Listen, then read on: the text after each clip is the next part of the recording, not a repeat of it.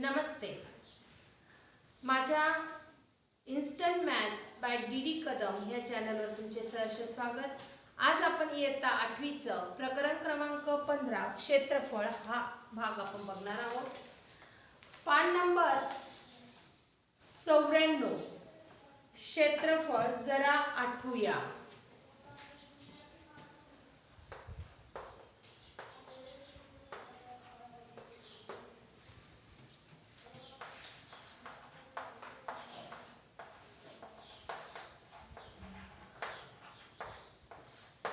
जरा आठवूयामध्ये त्यांनी आपल्याला 4 सूत्र दिलेली आहेत.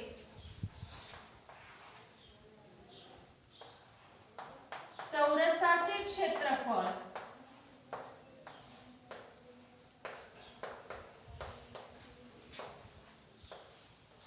बरोबर बाजू वर्ग म्हणजे बाजू गुणिले बाजू.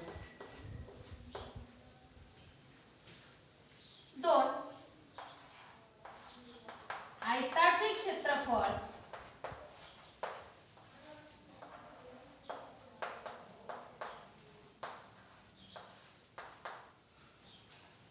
लांबी गुणिले रुंदी.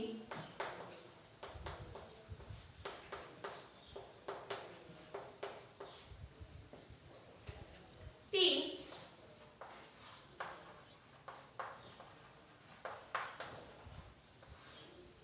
काटकोन त्रिकोणाचे क्षेत्रफळ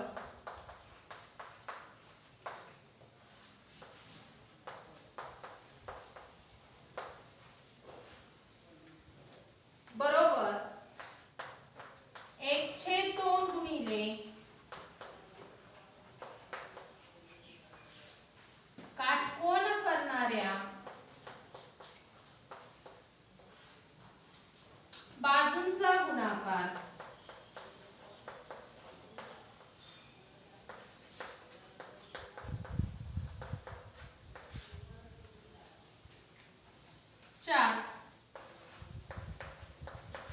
त्रिकोणाचे क्षेत्रफळ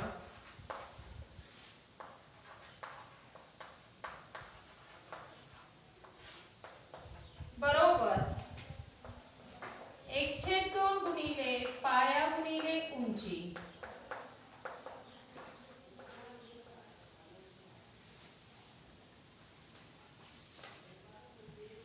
बघा विद्यार्थी मित्रांनो, आपल्याला जरा आठवूया हा भाग कसा असतो की जे काही घटक आपण आधीच्या इयत्तेमध्ये शिकलेलो असतो त्या इयत्तांचा इथे संदर्भ दिलेला असतो. याच्यामध्ये आपल्याला जे पहिलं सूत्र आहे चौरसाचे क्षेत्रफळ, त्यासाठी आपल्याला आपल्या डोळ्यापुढे चौरसाची आकृती आणावी लागणार. ती या स्वरूपाची असते. चौरसाची आकृती, चौरसाचा गुणधर्म आठवला पाहिजे की चौरसाच्या चारही बाजू समान असतात. चौरसाच्या चारही बाजू समान असतात म्हणजे चौरसाची लांबी सुद्धा हीच आणि रुंदी सुद्धा हीच, म्हणजे दोघांची माप सारखी. मग इथे नुसता चौरसाचा विचार न करता ही सोबत एक आकृती आहे आयताची. थोड्या वेळ आपण आयताच्या आकृतीकडे बघूया. आयताच्या आकृतीमध्ये जी सर्वात जास्त लांबीची दिसते ती असते आयताची लांबी आणि जी छोटी दिसते ती असते आयताची रुंदी. मग आयताच्या क्षेत्रफळाचं सूत्र काय असतं? लांबी गुणिले रुंदी. इथे दिलंय 2 नंबरला. आयताचे क्षेत्रफळ बरोबर लांबी गुणिले रुंदी. मग जर आपण दोन्ही आकृत्यांचा संदर्भ लावला, ही आकृती आपली झाली आयताची बरोबर आणि ह्या आकृती झाली आपली चौरसाची. तर जर आयताची लांबी आणि आयताची रुंदी, चौरसाची सुद्धा लांबी चौरसाची रुंदी ह्या दोन्ही समान आहेत, तर लांबी मध्ये मी बाजू टाकली, रुंदी मध्ये मी बाजू टाकली, तर आयताच्या क्षेत्रफळावरून तुम्हाला चौरसाचं क्षेत्रफळ सहजच भेटेल. जर पाठ्यांश मी जे बोलली ते तुम्हाला समजलेलं नसेल तर आपण इथे थोडीशी आकडेमोड करून पाहूया. मी हे 2 सूत्र पुसून टाकते.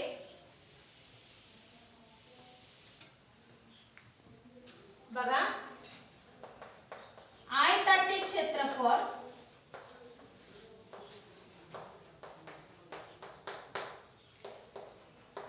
लांबी गुणिले रुंदी, पण ह्याच आयतामधला प्रकार जेव्हा आपण चौरस घेतो तेव्हा आपल्याला माहिती आहे की चौरसाच्या चारही बाजू समान, म्हणजे लांबीच्या जागेवर पण मी बाजू टाकणार, रुंदीच्या जागेवर पण मी बाजू टाकणार आणि बाजू गुणिले बाजू मला सूत्र भेटणार बाजूचा वर्ग. समजलंय? पुढे आपल्याला नक्कीच आयत आणि चौरस याच्यातला संबंध लक्षात आला असेल. पुन्हा एकदा आकृती बघूया. ही आकृती आहे आयताची, ही आकृती आहे चौरसाची. चौरसाच्या चारी बाजू समान असतात, आयताच्या समोरासमोरील बाजू समान असतात आणि दोघांच्याही कोणांच्या बाबतीत म्हटलं तर दोघांचेही चारी कोण काटकोन असतात 90 अंश मापाचे. पुढे त्यांनी आपल्याला काटकोन, त्रिकोण आणि त्रिकोण असे दोन शब्द दिलेले. तर हा आपला साधा त्रिकोण, या त्रिकोणामध्ये जी खालची बाजू आहे तिला आपण म्हणणार पाया. तर इथं हा आहे काटकोन त्रिकोण, इथे 90 अंश आहे. काटकोन त्रिकोणाची ही खालची बाजू आहे, ही असते पाया आणि ही वरची जी बाजू आहे जी लंब टाकलेली आहे, जी 90 अंश आहे, ती असते उंची. म्हणजे इथे जरी असं म्हटलं की 1/2 गुणिले काटकोन करणाऱ्या बाजूंचा गुणाकार, तर काटकोन करणाऱ्या बाजूच ह्या पाया आणि उंची असतात. काटकोन करणाऱ्या बाजू पाया आणि उंची असतात. हा काटकोन त्रिकोण आहे. इथे 90 अंशाचं माप आहे. 90 अंशाचं माप आल्यामुळे ह्या त्रिकोणाला काटकोन त्रिकोण म्हणतात. तर इकडे आपण बघूया, हा साधा त्रिकोण आहे. याला तुम्ही लघुकोन, काटकोन त्रिकोण म्हणू शकतात, कारण याचे सर्व कोण हे लघु म्हणजे 90 पेक्षा छोटे आहे. बरोबर. पण याच्यामध्ये पाया कोणता? ही खालची जी बाजू आहे हिला आपण म्हणणार पाया, आणि जेव्हा हिच्या वरच्या बाजूतून इथे लंब काढला जाईल तेव्हा ती राहणार त्याची उंची. म्हणून येथे आपल्याला सूत्र पाठ करावं लागेल. त्रिकोणाचे क्षेत्रफळ बरोबर 1/2 गुणिले पाया गुणिले उंची. तर काटकोन त्रिकोणामध्ये जरी असेल, काटकोन त्रिकोणाचे क्षेत्रफळ बरोबर 1/2 गुणिले काटकोन करणाऱ्या बाजूंचा गुणाकार, तरीही हे सूत्र इथे सुद्धा चालणार. 1/2 गुणिले पाया गुणिले उंची.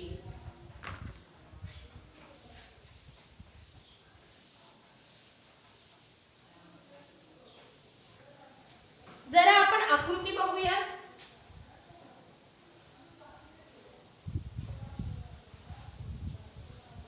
ही आकृती आहे चौरसाची. या चौरसाच्या चारी बाजू समान आहेत. या प्रत्येक बाजूचं माप मी 1 घेते.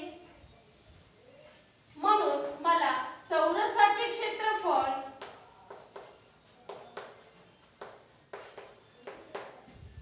बरोबर a वर्ग. a म्हणजे बाजूचा वर्ग. नंतर दुसरी आकृती मी घेणार. आयताची. याच्यातही मला काही खुणा दाखवाव्या लागणार. त्या खुणा आपल्याला त्यांच्या गुणधर्माबद्दल माहिती देत असतात. ज्याप्रमाणे समोरासमोरील बाजू समान, समोरासमोरील बाजू समान, प्रत्येक कोन काटकोन आणि आयताचे क्षेत्रफळ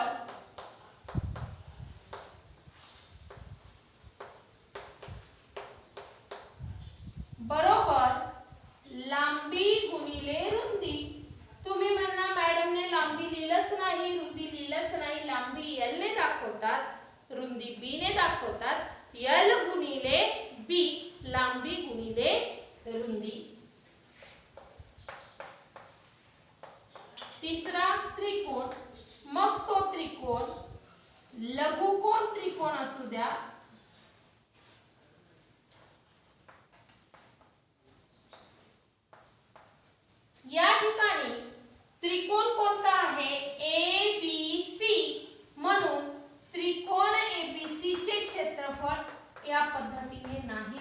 लिहायचं, ही पद्धत चुकीची आहे.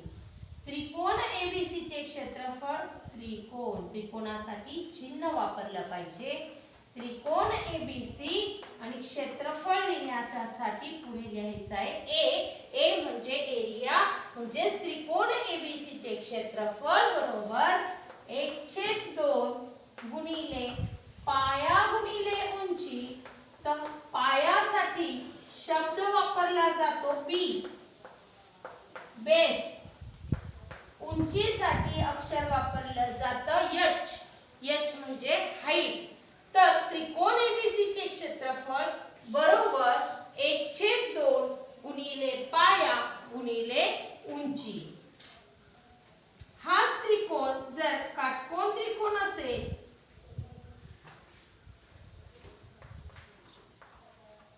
जसं आपल्याला इथे वरील शिरोबिंदूतून म्हणजे वरचा जो एक शिरोबिंदू असतो त्याच्यातून लंब काढलेला, याला आपल्याला उंची म्हणावं लागलं. इथे आपल्याला हा लंब आधीच आहे, तर ही आपली उंची झाली आणि हा आपला पाया झाला. म्हणून त्रिकोण PQR चे क्षेत्रफळ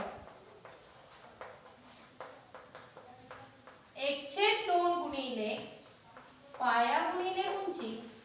इथे मी फक्त सूत्रांची मांडणी केली आहे, म्हणून कोणत्याही प्रकारचं QR हा पाया आहे किंवा PR आहे अशा स्वरूपात मी मांडणी केलेली नाही. जर तशी करायची असेल तर 1/2 पाया कोणता आहे, तर पाया QR, तो इथं तुम्हाला QR लिहावा लागणार, गुणिले उंची कोणती आहे PQ, ती PQ उंची तुम्हाला इथे लिहावी लागणार. या प्रकारे आपण क्षेत्रफळ या पाठातील जरा आठवूया आणि मागील इयत्तेतील सूत्रांचा जरा संबोध आपण पुढच्या पाठासाठी संदर्भ लावून घेतलेला आहे. जर तुम्हाला माझे हे अध्यापन आवडले असेल तर नक्कीच माझ्या चॅनलला सबस्क्राईब करा आणि तसेच ह्या प्रकरण 15 मधील पुढील व्हिडिओ आपल्याला लवकरच ह्या चॅनलवर पाहायला मिळतील. धन्यवाद.